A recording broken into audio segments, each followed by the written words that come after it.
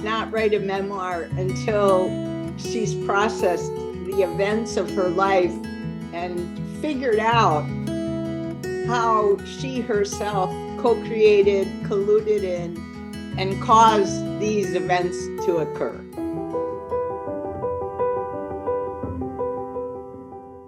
And you understand that it all happened not just to you, but for you. And once you're able to go back and look at those occasions where you felt like they done me wrong and review and reanalyze what all happened and come to the conclusion that, oh my God, they did me the biggest favor of all times, then you know that when you're in gratitude for all the events of your life, then I think your processing of those events is complete.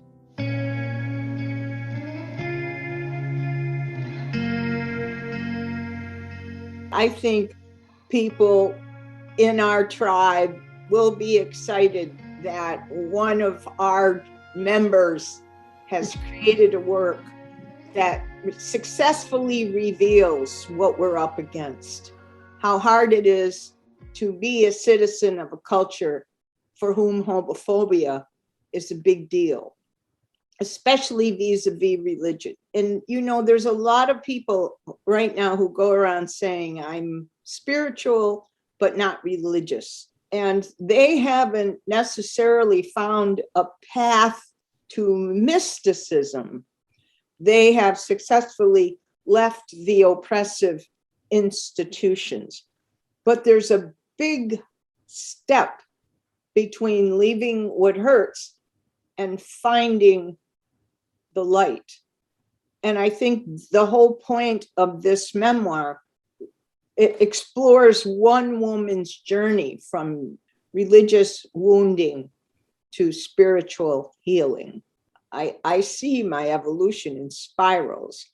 And so it's really the memoir of a woman who's evolved from a cellular programmed Catholic kid to a spiritual master of her own circumstances. And that is evolutionary. That's what we're all here to do. It's a courageous journey. It's like Joseph Campbell talking about the hero's journey to abandon religious indoctrination in order to explore the uniqueness of your own spiritual adventure. That's what this book does. And I think readers, we kind of read with this phrase in mind, if she can, I can.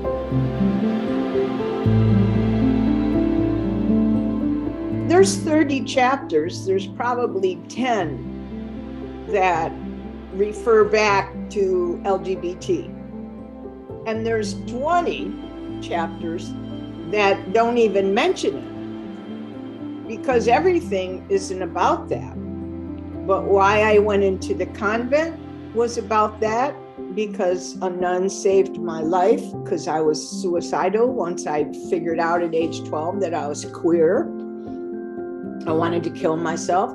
So I trounced off to the convent because Sister Helen Charles saved my life, and I wanted to save the lives of other kids in my predicament. So, of course, and in the convent also, I fell in love with 2 novices, and that's why I got kicked out. So in the convent stories, the struggle with me growing into my lesbian womanhood and what that means in terms of emotions and love and sensuality in a milieu where it's verboten to touch anyone, have big feelings for anyone, step into anyone's bedroom, totally forbidden. So then I had to become a disobedient novice, which led to me being dismissed. You can have a life that's on fire with joy, that has a sense of gratitude that's amplified by your relationship with the invisible forces.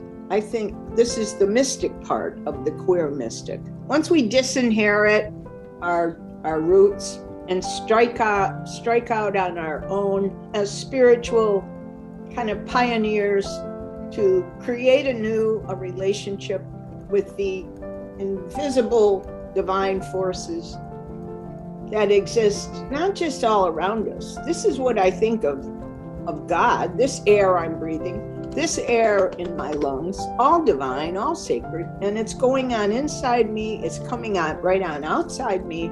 It's all, if you ask me, it's all inspired, it's all sacred, it's all wondrous. Somewhere in the book it says, my social justice activism is my spirituality in running shoes. I have never wondered what's the meaning of my life.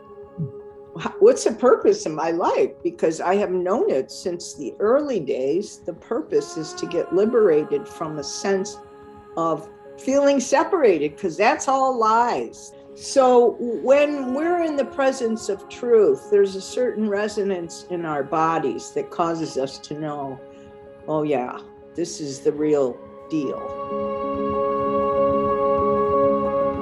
For the most part, it's a private affair. Our relationship with divine life is a private affair that we determine and we set the parameters to. It's more of the verbness, the unfolding, constant movement of the cosmos that's expanding magnificently every minute of the day. That to me is the divine thing.